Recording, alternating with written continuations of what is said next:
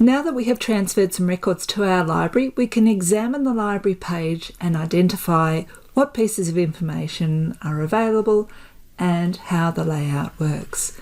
Let's click our All References list here just to make sure that we can see the full details of our collection. At the top we have our title bar. It tells us that we're in the EndNote 20 program and the name of the library. We then have our drop-down menus, and each of those has got some specific features that I will highlight during this recording.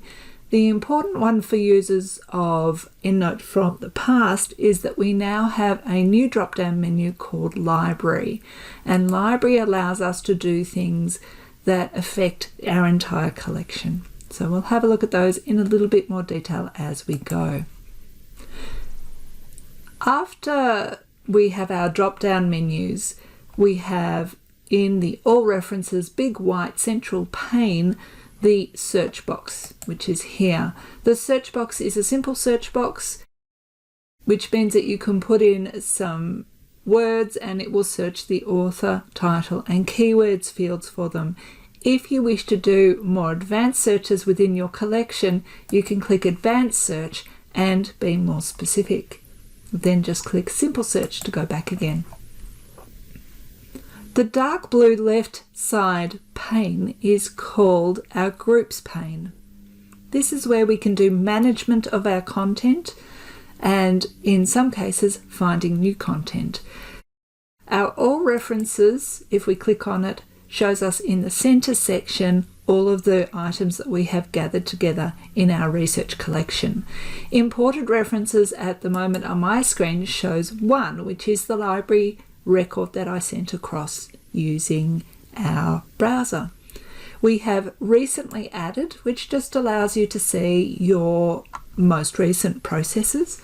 We have unfiled, which indicates to me that I have not created any groups to manage the content so that I can find things more easily. And we have the trash bin. The trash is a permanent group until you decide to empty it.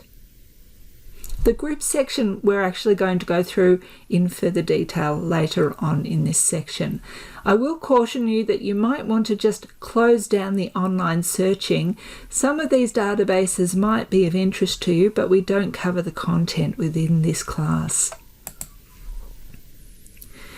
Now, back to my All References, and I'll click one of the references, and this brings the right-hand white pane into activity.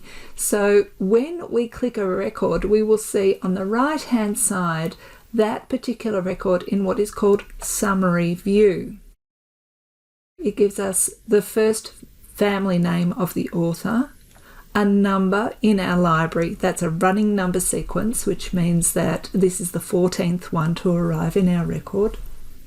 This is of use perhaps later on, but we cover that in the Advanced Techniques option. And we have our Summary View. So the Summary View gives us all of the information that is important for us when we are referencing an item. We have our title, our authors, we have our journal information, a digital object identifier, which is like an individual fingerprint for that article and allows us to find the full text and identify it very clearly, and we have our abstract. If we've obtained the records from one of our databases, there may be a link to go back to that record. We also have underneath, and this can be adjusted how much you see or don't see by using the little drag option here. We have our current style if we were to produce a bibliography, and a copy citation option and a preview. We'll go through each of those options shortly. Pulling this down a little bit more so I can see my summary screen a little bit more in detail, we also have the edit option. Now the edit option is what we used to see if we double clicked a record. It allows us to see every single available field for that record and to make changes. Some of the databases that we have, particularly the ones that talk about that review newspaper articles, will not necessarily have clear identifiers when they transfer across to EndNote. If they come across as a reference type generic, then that particular record is going to look a little odd in bibliographies. Occasionally you need to have a look at your reference type drop-down menu in the edit field and pick a more appropriate type of reference. And that will change what fields you see here in your edit window. We have the author field, which is best to have an author separate on each line. It makes it nice and clear for EndNote how to reference depending on your referencing style. A publication year is really important, so we would want to go back to have a look at that. But I see down here that this is actually what's called an early access article. This means this is something that's happening more often, particularly with journals going to electronic publication before physical publication. When something is in early access, it means it hasn't officially been published yet and will be coming out in a forthcoming volume. So we won't have volume or issue information. So that's just something to watch out for and something that we want to keep looking for updates on that particular record. The intention will be that it'll be published within the same year, but that doesn't always happen. If you ever notice that there's no year in your year field, you may want to investigate that article further. We have our title in a field and our journal in a field, and each of these separate fields allows EndNote to produce really good quality bibliographies. And when a style requires a title, for example, to be italicized or in double inverted commas or something, it knows exactly which part of the information it should affect. Now we can scroll down using our scroll button on our mouse or the slide bar on the side to have a look at some of the information here. We may want to add additional information.